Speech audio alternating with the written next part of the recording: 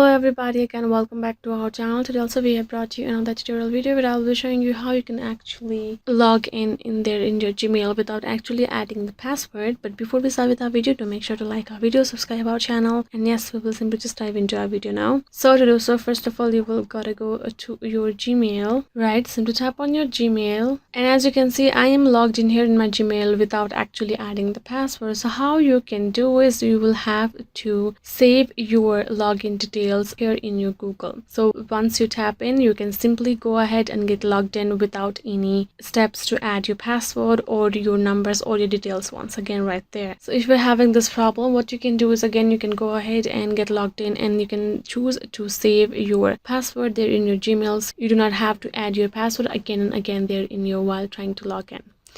So yes guys, this is it for today's video. I hope this video was helpful to you guys, and yeah, thank you so much for watching our video till the end. I will see you guys next time.